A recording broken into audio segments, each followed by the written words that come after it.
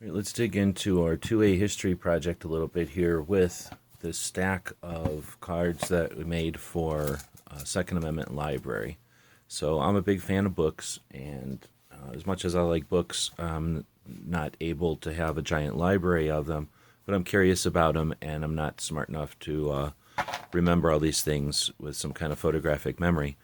So I started to do some research, and that led to a website, like always, and then that led to trying to get that information up off the web into people's hands, into our hands, so that we can use them in different ways. And I'm going to use these cards in a different way today in this video, and I'm looking for feedback if it's worth doing more videos like this in the future. And then the bigger picture, is it worth doing more projects like this one in order to do more videos like this one? So let's dig in. We've looked at this deck before when I first had it made, which I guess was back in 2019.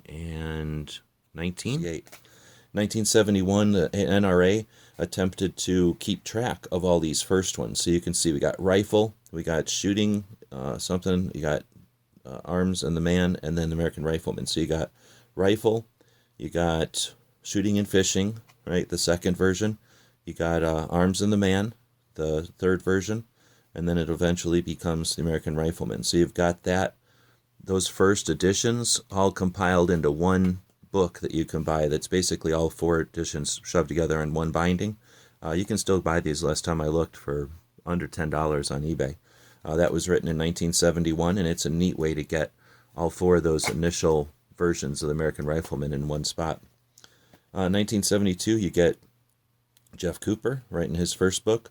1973, you get the American Hunter. So all these other things have been focused on firearms and kind of alluded to hunting. Now you get something focused on hunting. Got Jane's infantry weapons. I would have thought that's been around forever. I guess it's been around since 1975. 1976, you get Handgunner, a periodical coming out every other month focused on handguns. You got the Fighterman's Guide.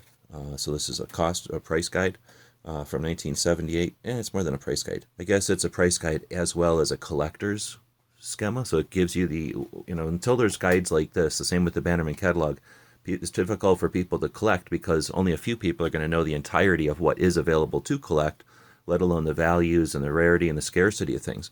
Books like this create the ability to collect. So 1978, you've got an attempt to allow people to collect firearms, not for the first time, but in a deliberate way.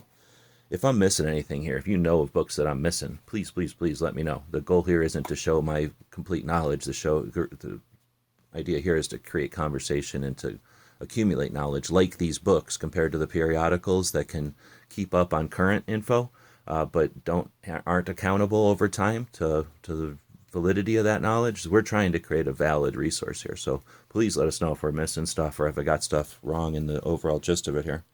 Next, we got Masada Ubright in his first book, In the Gravest Extreme. Begins a whole legacy, right? This starts a whole thing. You got, in the same time, or a little while later, March of 81, The Epidemic of Violent Crime. The Epidemic, the CDC, disease, firearms, property ownership, freedom, self-defense, constitutionally protected rights. These are epidemics, and now we're dealing with the consequences of diversion, of political ambition, changing the course of what a department of a strategic resource for the government, which should have been paying attention to the potential issues of actual epidemics, is starting to focus on firearms. 81, mainstream, big-time news periodical, attempting to create social engineering. Next, we get the next merit badge, where they flip between rifle and shotgun. So you got the rifle and shotgun shooting in 1983. Eventually, that'll split into two different merit badges. You get the blue book, so another attempt at archiving values, starts in 1985. He just passed recently. Next, we get machine guns. The first time the assault weapon word was used in 1985. I own a couple of copies of this magazine, and it's pretty interesting because it is the first time they use assault weapon, but they use the word assault with just about every combination you could think of in that article in a very desperate, obvious, blatant attempt at creating a new narrative. And assault weapon is what stuck, but it certainly wasn't the gist of the article. The gist of the article was to demonize create division and to attempt to offer information by completely eliminating a different point of view. Horrible, horrible article, and the first time we see assault weapon being used by media. Obviously, they caught on to that. That was October of '85. Next, you get Every Man Be Armed by Stephen Holbrook. There's waves of gun prohibition efforts. There's waves of pro Second Amendment attitudes or campaigns. Holbrook began one of those in 1985 with Every Man Be Armed. The idea of an individual right to bear arms didn't just fall out of somebody's pocket. It was an evolution of concept. And if I understand it correctly, in 1985, we start to see that being solidified. And a book obviously is literally a solid version of the theory, of the thoughts at the time. And of course, we see the 1986, we start to see changes in attitudes and laws on concealed carry and open carry, and then everything else. So when these books comes out isn't necessarily apparent to when laws are being changed and when masses, audiences, or not audience, but masses of community are being motivated for things like concealed carry. When we see things like growth in shooting sports or hunting or different things, those are happening, while these books are being printed. Some of these books are reactions to the trends. Some of these books initiate the trends, and that'll be another interesting thing to look at going through all these books. Next, we get another one from Asad Ayub, the Handgun Primer. If you flip this over, it's Gun-Proof Your Children. So it's an interesting double book. Get good information out to everyone starting in 1986. So was he was he just ahead of the game, or did he create the game? So another one focused at children, 1986, Gun-Proof Your Children. Not gun-proof your guns, not children-proof your guns, gun-proof your children. Next, we got Origin Development of the Second Amendment by Hardy.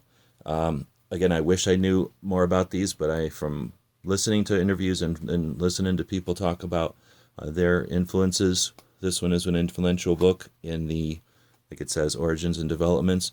I think what this does is it concisely brings back or gives you a look back at the legislation that brought us to the interpretation of the Second Amendment in the 80s.